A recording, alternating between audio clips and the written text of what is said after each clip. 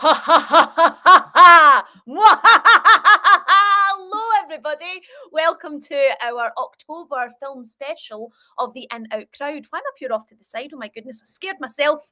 Even though we are still staying in, we are, of course, as always, very much out. As you could tell by my hauntingly spooky, awfully terrifying entrance, as well as my Jaws t-shirt, not a sponsor, unfortunately. It is not a Halloween special tonight, but we will be talking about some Halloween things and the queer connections and all things spooky.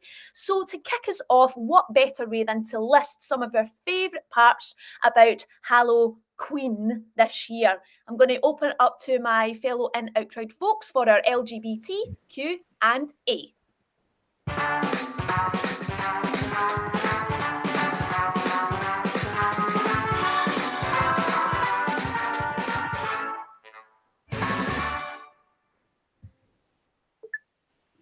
So here we are. I'm going to open up to my fellows, which are already here. Hello. And we're in some sort of like witch's closet, which is that I've not been in the closet for a very long time. So this is very unusual for me. My goodness. So to kick us off then on the LGBTQ&A, Eleanor, I'm going to put you right in the hot seat. Okay. So what would you say is your favourite Halloween song to boogie on down to? Okay.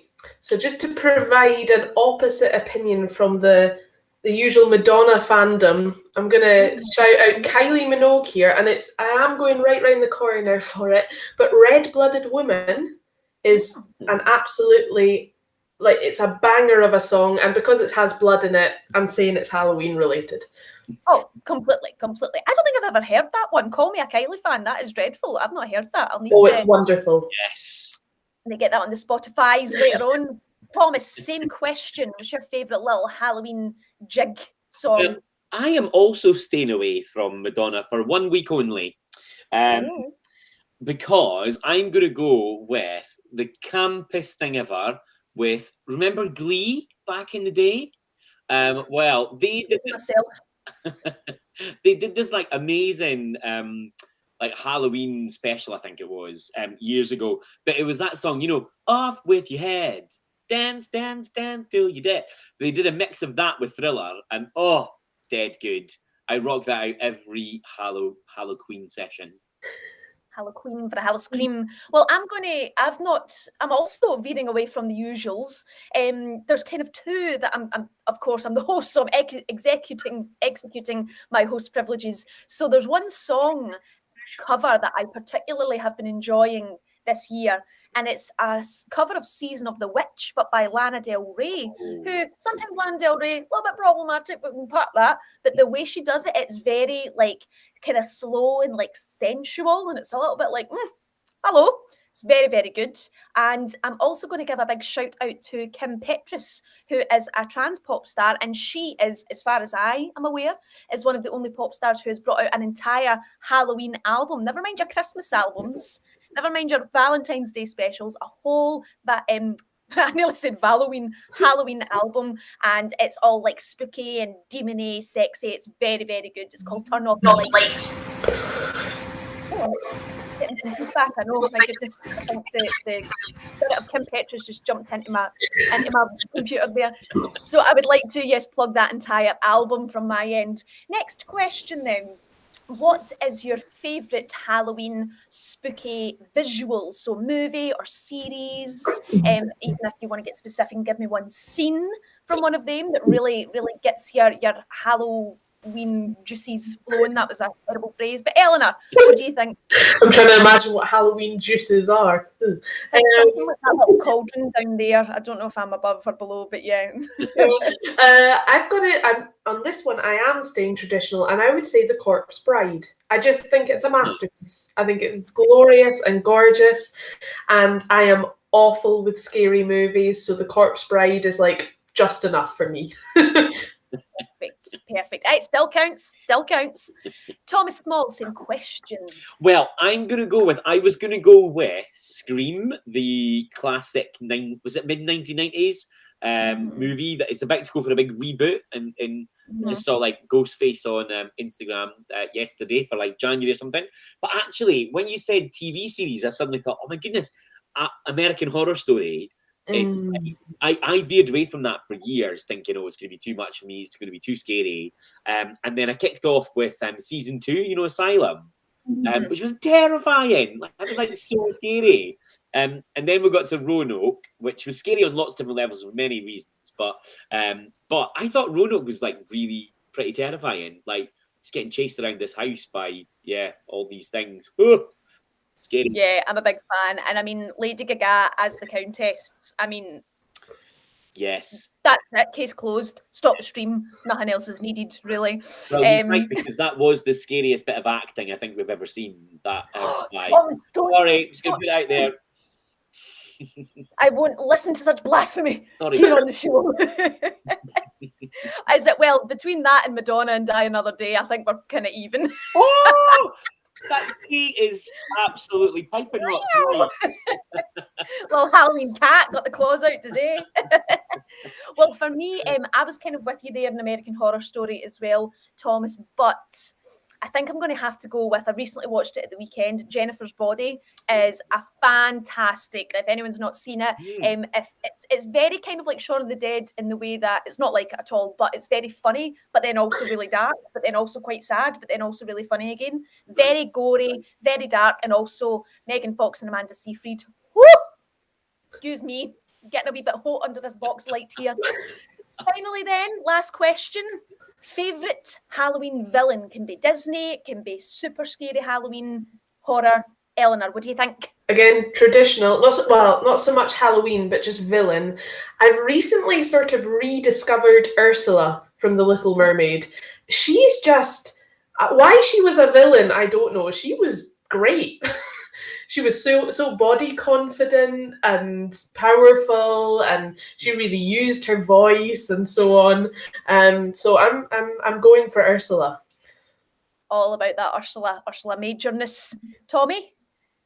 You know what? I can't think of who they were, but there was something I was watching recently, and I was thinking, oh my god, they're horrible, but it was so good, and I can't think of what it was now. It was like a Netflix thing recently where you weren't meant to like them, but they were so horrible that actually you just loved it. Oh, I know the kind of character you mean. I don't know who you mean because that's not much to go on, but I know the kind of character you mean. It's like, yeah, I know. I was trying to quickly check to see whether I wrote it in a message to my friend, but I can't find it. So I'm gonna pick one off the shelf then, and I'm gonna say that Scar in Lion King. I mean, hello. That was pretty like traumatizing as a young child that I was in the early 90s. It was terrifying. And I mean, like, if anytime anyone talks about, you know, being prepared for something, that be prepared just goes in the head. So, like, completely. Well, I think if I had to choose just one, because folks at Shaper Caper / An Outcrowd know I'm a bit of a horror fanatic. If I had to choose one, it's got to be Freddy Krueger, because that manicure, you know what I mean? Those nails, honey, like, giving it all this, like, camp. It's panto. I love it. Well, thank you so much for sharing your Hallow thoughts. I'm just putting Hallow as a and seeing what works for your Hallow thoughts this Halloween. And talking about all of this, we're going to have a wee look outside and see just how spooky it is as we have a wee look at the weather. Girl.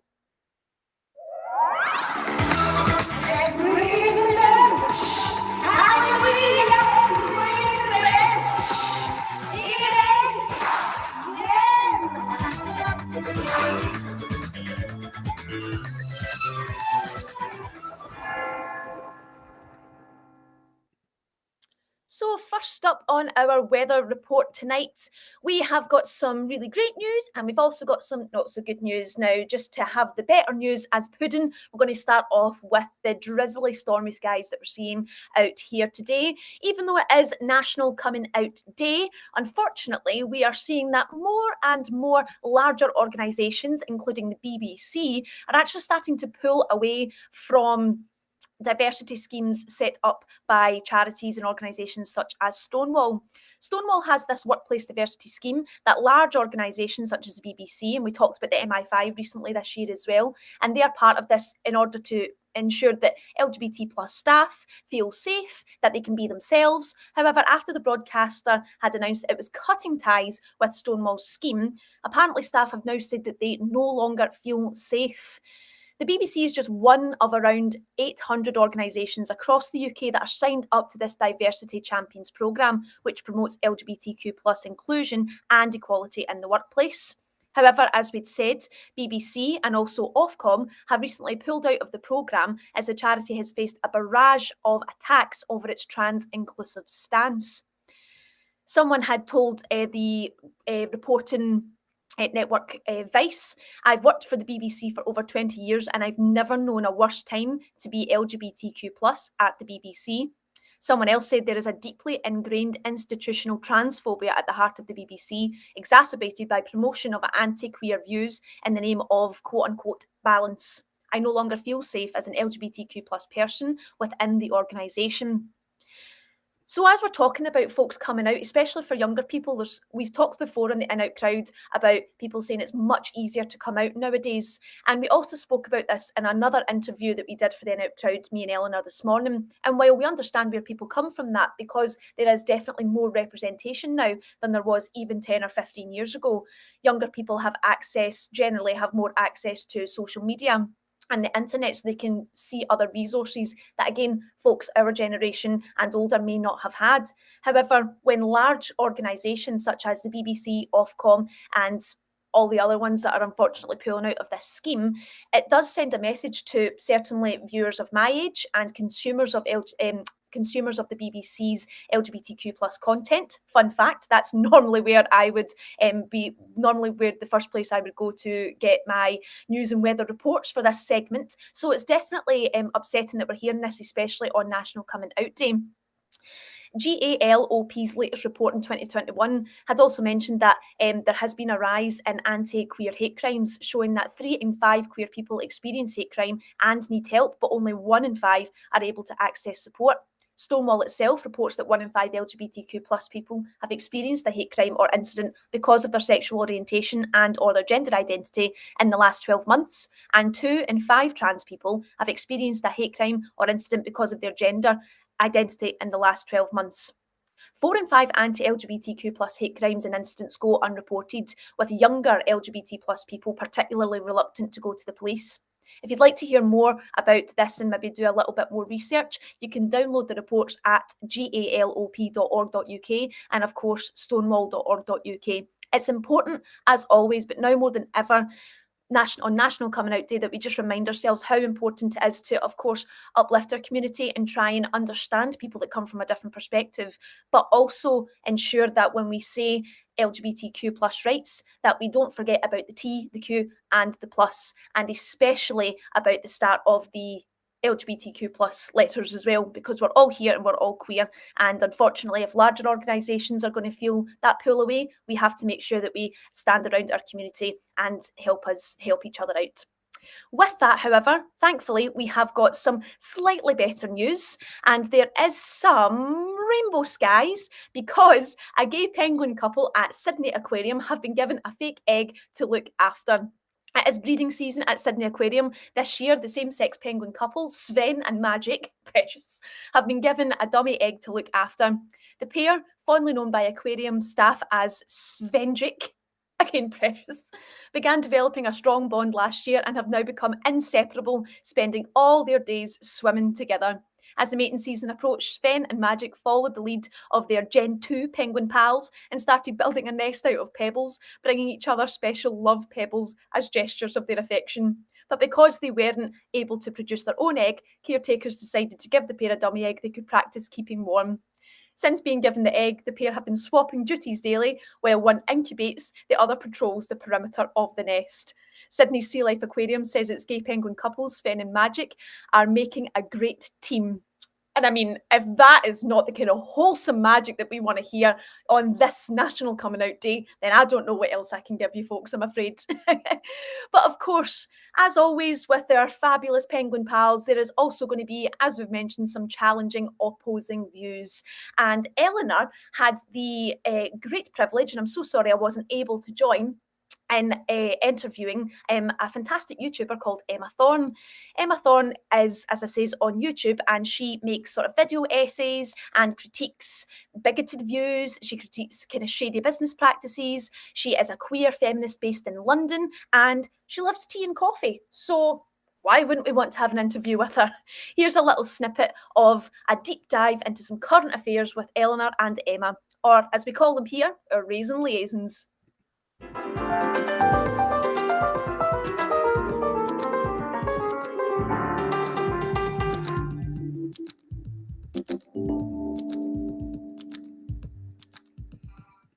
Hello, Emma. Thank you so much for joining us this evening. We're recording in an evening, but some people might be listening in the afternoon.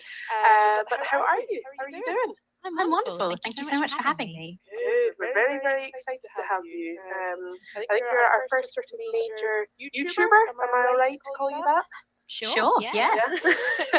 You're our first sort of major YouTuber on, so we're very, very excited to have you. But what It's the first time anybody's called me a major YouTuber, so it's good for me as well. Very sweet. You're welcome. You're welcome. So my first question is, can you introduce yourself? Who is Emma Thorne? Sure. Well, that's me. I'm Emma Thorne. I'm 26 and I live in London. And by day, I work in the VFX industry for movies and TV. So that sort of media interest led me to film myself doing sort of rants on the internet. And now that's become a thing that some people watch. And I have my channel Emma Thorne, and I do kind of commentary mostly now. Sort of got a bit of a justice vibe. I like talking about consumer protection and women's rights, LGBTQ plus issues, basically everything that makes people angry on the internet. That's what I do. You do love a bit of controversy here or there. Oh yeah. Yeah. So, my next question is, how do you make your work around LGBTQ plus themes? Because that is our main theme for the In Out crowd. So, what do you cover? What do you discuss? And if I may ask, what's your personal relationship with it? Well, I'm bi, or I tend to prefer pan, but there's a lot of arguing over the bi umbrella that I prefer not to get involved with. You can probably tell I've got my flags in the background. Stolen by my non-binary flatmate on a queer event, so it's fantastic. So they're authentic. So I sort of started making content on YouTube while I was figuring out my own sexuality and gender identity. So it just felt kind of natural to open up about that and start talking about it. And then when I started to understand myself better and get more involved in kind of activism, I found that issues, unfortunately, in the LGBTQ+ community were sort of at the forefront of the news just constantly. So my main kind of goal, I suppose, is I make content that is produced by people at quite an extreme viewpoint.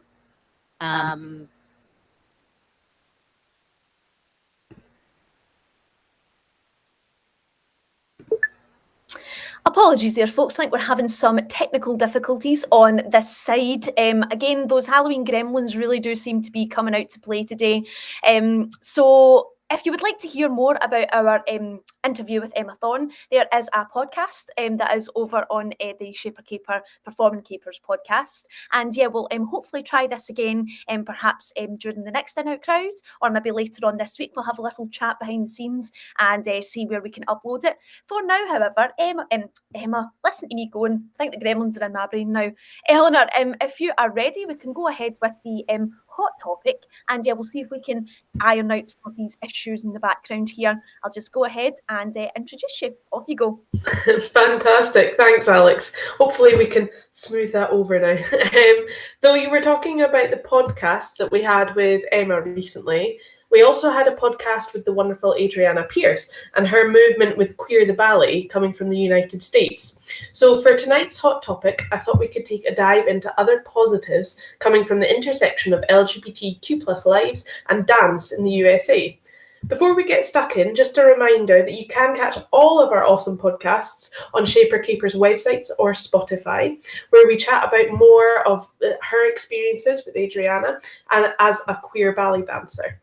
Plus, all of our past live stream shows are available on YouTube and Facebook. So in today's hot topic, we're going back in time. Back in the 1950s and 60s, pre-Stonewall riots, bars could lose their liquor licenses for allowing so-called disorderly conduct, which in those days included kissing and dancing between people of the same sex. In the event of a raid of one of these LGBT-friendly underground speakeasies, many gay men and lesbian women would suddenly switch dance partners, but really it was very risky. So the idea came about for tea parties, which started to pop up across New York in particular, including on Fire Island, which was particularly popular with gay men. These tea dances, like the traditional British high tea, were held earlier in the day and commonly on a Sunday, which meant that they didn't attract a lot of attention from the authorities. Despite this, the laws against same-sex dancing were still in effect, so organisers of the tea dances had to enforce no-touching rules. The only way that dancing could happen was in a line dance. Dances like Hully Gully and the Madison allowed men to dance together as long as there was at least one woman involved. Pretty clever all in all, I think. And it wasn't an uncommon sight at these tea dances to see drag queens pouring you a tea in a dainty cup and saucer. In the 70s, post-Stonewall, these tea dances started to go out of fashion as the LGBTQ+ nightlife scene was no longer forced underground. There was also a trend of hyper-masculine gay men at the time who rejected the idea of the effeminate tea dances, so the demand for the parties pretty much disappeared. And that brings us to today. So I think it's fair to say, certainly at Shaper Caper, we all like to have a good boogie. And many people believe that that doesn't mean we should have to wait until late at night in the club with your fourth cocktail in hand to bust out the moves. So there's recently been a rebirth of these tea dances, popular with working LGBTQ+ people who want to go out on a Sunday, cut some shapes, and be back home in bed by 11 before going to work again on the Monday. Hangover free, of course. And even if it's no longer drag queens pouring you a tea out of traditional silver teapots, you might be lucky and catch them behind the decks. The legendary Lady Bunny DJs for a very popular tea dance on a boat in New York. So, although this isn't quite ballet in a studio, dancing on a sticky floor on a Sunday afternoon can bring people together to have a great time and be with their community. And believe me, I cannot wait to get back out on the dance floor and in the studio too. If there's something you'd like to suggest for a future hot topic, we'd love to hear from you by sending an email to hello@shapercaper.com. But for now, back to you, Alex.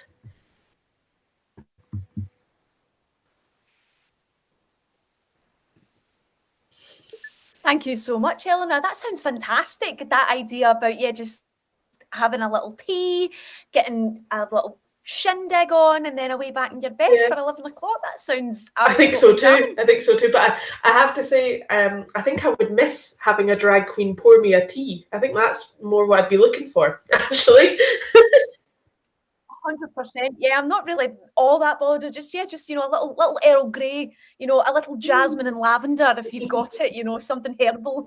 Exactly. I just thought it was a very sweet idea and quite practical. Very practical, yes, and we're here for the tea, and we're here for the tea as well. So that sounds fantastic. Well, thank you so much to everyone joining us tonight. Apologies for the earlier issues with our interview with Emma Thorne. However, we are currently working on sharing that on Facebook/YouTube after we have finished tonight, so we can have a wee circle back and have a little listen to Emma Thorne's views and topics, particularly around sort of homophobia and transphobia on YouTube as well as in wider media. What I'll do at the moment is, if you would like to follow Emma's platforms. She is Emma in Ashes over on Instagram. She is Emma the Goblin on Twitter, which I mean already for those two names, why wouldn't you want to go and have a follow? And if you go onto YouTube, of course, have a little quick subscribe/view at Shaper Capers content, and then head on over to Emma Thorne, is just how it sounds, over on YouTube. And that will bring us, of course, to our caper conclusion.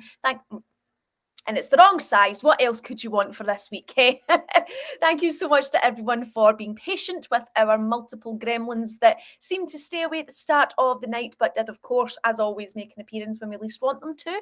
Have a little look for Emma's interview that we did over on our podcast, as well as on our Facebook, which we will share after this is finished. And thank you as well to the Corra Foundation for allowing the In Out Crowd to continue through 2021. But for now...